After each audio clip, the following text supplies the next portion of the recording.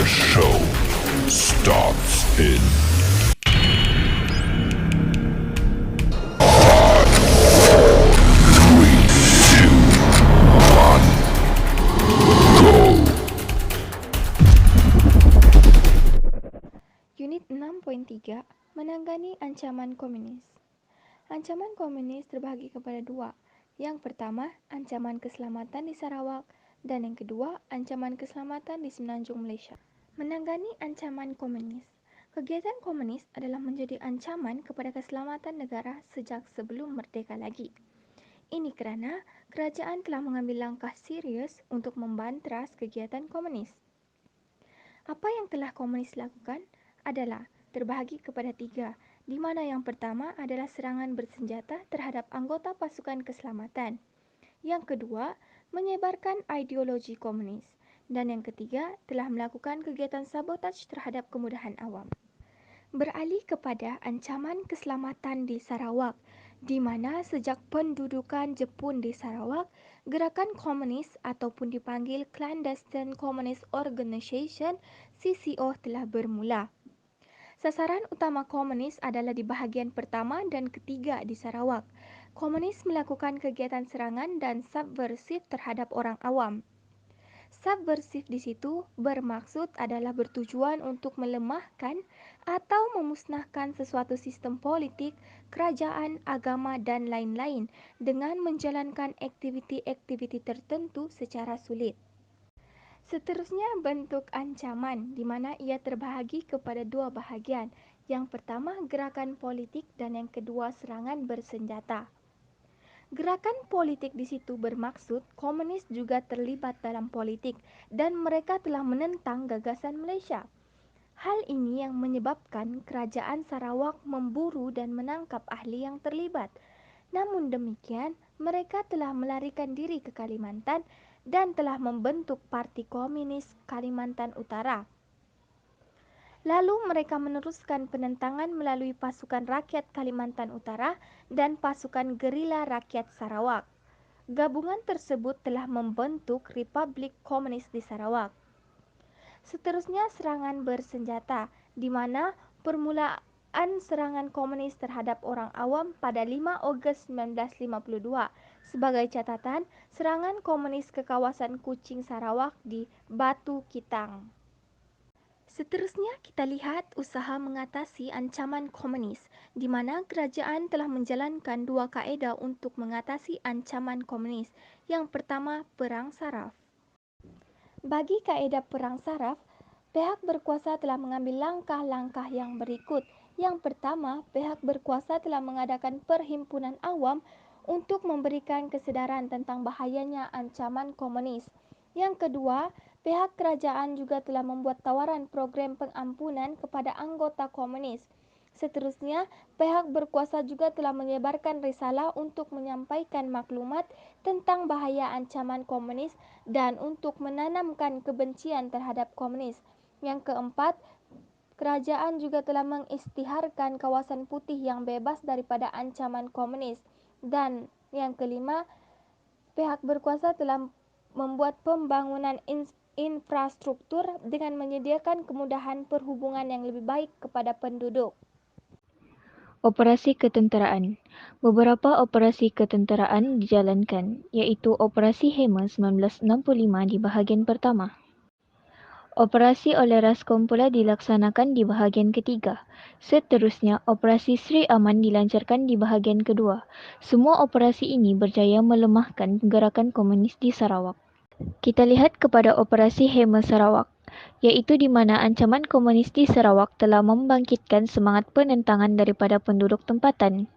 Kerana komunis ini mula menyerang orang awam dan penentangan berlaku kerana komunis membunuh orang awam.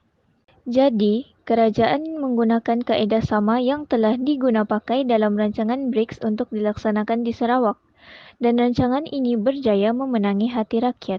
Bagaimana operasi Hema bermula? Ia diambil sempena ucapan Ketua Polis Malaysia iaitu Sir Claude Fener, di mana Sir Claude Fener telah mengatakan, "We'll hammer them, let the operation be called Operation Hammer." Pada Julai 1965, pertempatan baru telah didirikan untuk menampung lebih 7,500 orang. Dan dalam tempoh 3 hari, seramai 1,200 keluarga yang kebanyakannya berketurunan Hakka diarahkan berpindah ke 3 kawasan pertempatan baru sepanjang Jalan Kuching Serian.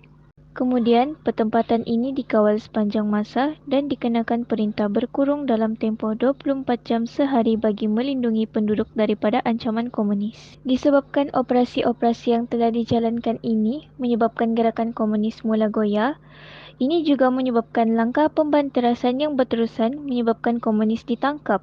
Kemudian operasi Hema tamat pada tahun 1970 dan operasi Jala Raja pula dilancarkan di Nonok Asajaya di bahagian pertama. Pada 13 Oktober 1973, pemimpin komunis Bong Kee-chok menulis surat kepada Datuk Patinggi Abdul Rahman Yaakob selaku Ketua Menteri Sarawak bagi menyatakan hasrat untuk berunding. Dan dengan itu, selepas beberapa hari, lebih kurang 500 anggota komunis keluar dari hutan dan menyerah diri. Antara usaha penting menghalang komunis yang telah dijalankan adalah yang pertama, rancangan penempatan Godse iaitu nama Operasi Sempena David Godse, pemangku Komisioner Polis Sarawak. Dan yang kedua, kerajaan telah membuka kawasan pertempatan semula penduduk di kawasan Sarawak, di Siburan, Beratok dan Tapah. Akhir sekali, iaitu Operasi Harapan di mana Tunku Abdul Rahman Putra Al-Haj menawarkan pengampunan kepada anggota komunis dan 41 orang telah menyerah diri. Yang kedua, ancaman keselamatan di Semenanjung Malaysia. Parti Komunis Malaya (PKM) meneruskan kegiatan mengancam keselamatan di Semenanjung Malaysia. PKM bertindak agresif dengan menyerang anggota keselamatan dan orang awam serta memusnahkan kemudahan awam. Yang pertama, PKM melakukan pembunuhan anggota keselamatan dan orang awam. Komunis melakukan serang hendap terhadap pasukan keselamatan. Kemuncak ancaman komunis ialah pembunuhan pegawai kanan polis. Pada 17 Jun 1968, PKM telah melakukan serang hendap terhadap pasukan keselamatan di Kroh Perak yang mengorbankan seramai 16 anggota keselamatan. Pada 7 Jun 1974, PKM menembak mati Ketua Polis Negara Tan Sri Abdul Rahman Hashim di Kuala Lumpur. Manakala pada 13 November 1975, PKM telah menembak mati Ketua Polis Negeri Perak Tan Sri Kong Chong Kong dan pemandunya di Ipoh. Selain itu, PKM melakukan pengeboman Tugu Negara. Pada 26 Ogos 1975, Parti Komunis Malaya meletupkan Tugu Negara di Kuala Lumpur dan tindakan tersebut menimbulkan kemarahan rakyat terhadap komunis dan menuntut kerajaan mengenakan tindakan Akta Keselamatan Dalam Negeri. Usaha mengatasi ancaman keselamatan di Semenanjung Malaysia. Terdapat dua langkah yang diambil. Yang pertama ialah strategi counterinsurgency (COIN). Langkah ini merupakan usaha keselamatan dan pembangunan untuk memenangi hati dan fikiran rakyat bagi menyokong agenda dan dasar kerajaan memerangi komunis. Antara pihak yang terlibat bagi menjalankan strategi ini ialah pasukan keselamatan, ahli politik dan agensi kerajaan. Langkah seterusnya yang diambil ialah perjanjian kerjasama sempadan. PKM telah membina kemah di luar sempadan negara.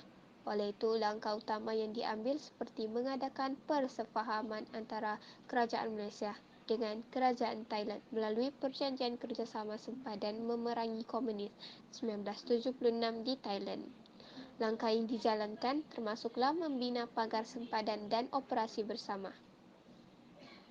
Perjanjian Hat Yai pula diadakan pada 2 Disember 1989 antara PKM, Malaysia dan Thailand. PKM bersetuju membubarkan unit bersenjata serta memusnahkan segala senjata api, bahan letupan dan jerangkap samar. 6.4 Isu pembangunan dan ekonomi. Kerajaan telah membentuk rancangan pembangunan 5 tahun bagi memastikan usaha pembangunan dan ekonomi nasional dapat dilaksanakan di semua negeri.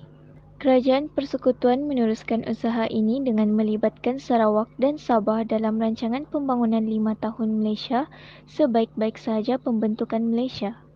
Rancangan Malaysia Pertama. Dalam usaha menangani isu pembangunan dan ekonomi negara, kerajaan memperkenalkan Rancangan Malaysia Pertama.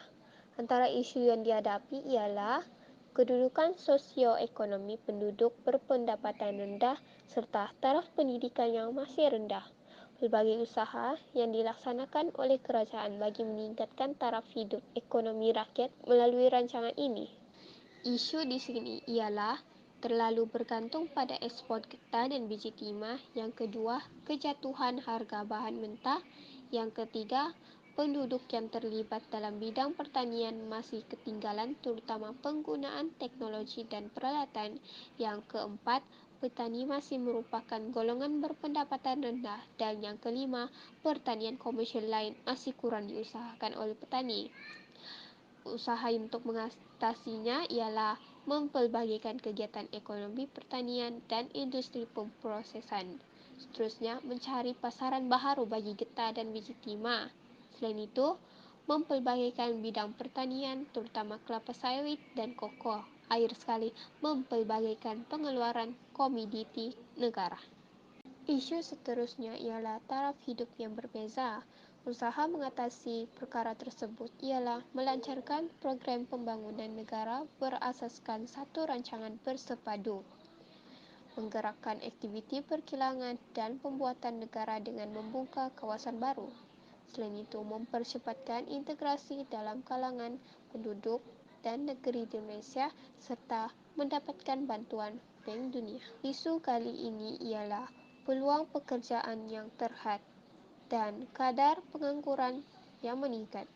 Usaha mengatasinya ialah menubuhkan pusat latihan vokasional dan teknikal serta meluaskan peluang pekerjaan kepada penduduk. Isu yang terakhir ialah masalah kesihatan dan sosial. Kemudian, keperluan asas dan hak wanita dari segi kehamilan yang terhad untuk memperoleh kesihatan yang baik. Selain itu, kurangnya kemudahan perkhidmatan kesihatan profesional kepada ibu-ibu yang mengandung. Akhir sekali, kadar kelahiran tidak normal dan kematian yang tinggi. Usaha untuk mengatasi perkara tersebut ialah mengurangkan kadar kelahiran. Seterusnya, memperkenalkan program perancangan keluarga serta menambah baik perkhidmatan kesihatan di kawasan luar bandar. Seterusnya, part 6.5, tragedi hubungan antara kaum, di mana peristiwa rusuhan antara kaum berlaku pada 13 Mei 1969. Ianya bermula beberapa hari setelah diadakan pilihan raya umum ketiga. Keputusan pilihan raya menyebabkan berlakunya ketegangan antara penyokong parti politik yang memprovokasikan keadaan. Situasi ini mencetuskan rusuhan antara kaum di negara kita. Rusuhan juga telah berlaku lebih tertumpu di Kuala Lumpur, Selangor, dan kawasan di sekitarnya. Rusuhan kaum, di mana terdapat 3 daripada beberapa faktor yang menyebabkan berlakunya rusuhan kaum di negara kita. Antaranya termasuklah yang pertama, kesan daripada ketidakseimbangan dalam ekonomi dan sosial di negara kita.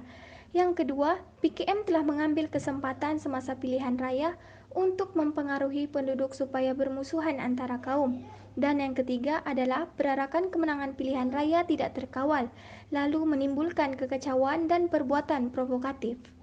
Saya sambung lagi dengan langkah yang diambil bagi mengatasi masalah peristiwa 13 Mei 1969. Peristiwa tersebut telah menyebabkan berlakunya ketegangan hubungan antara kaum dan langkah serta-merta telah diambil bagi mengelakkan kekacauan dan menghentikan rusuhan, lalu menghalang daripada merebak ke bandar lain. Antara langkah yang diambil termasuklah pengisytiharan darurat, pembentukan Majlis Gerakan Negara (MGRN) dan peranan yang dimainkan oleh Raja-Raja Melayu. Langkah pertama yang diambil bagi mengatasi masalah peristiwa tersebut adalah pengisytiharan darurat, di mana pengisytiharan perintah darurat itu dibuat oleh Yang di-Pertuan Agong pada 16 Mei 1969 ke seluruh negara. Antara perkara yang diputuskan termasuklah yang pertama, perlembagaan digantung manakala parlimen ditangguh. Yang kedua, telah mewujudkan pusat perlindungan di beberapa tempat semasa darurat.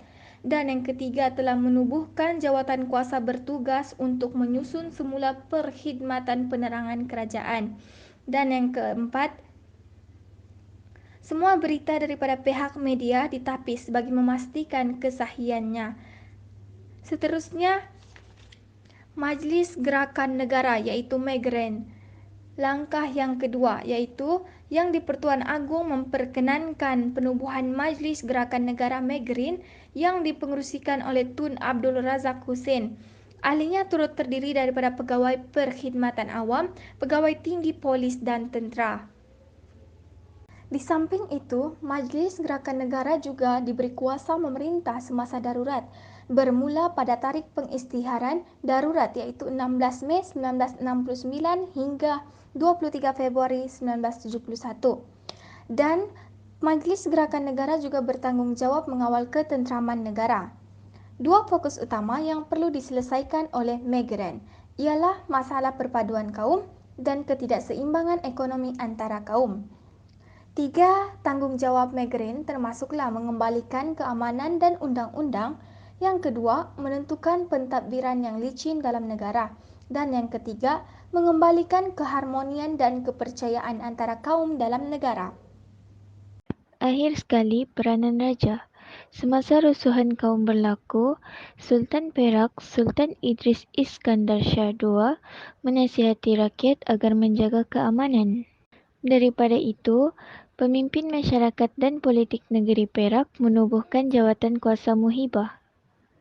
Jawatan kuasa ini menulis surat merayu penduduk agar bertenang dan membantu negara mengekalkan keamanan.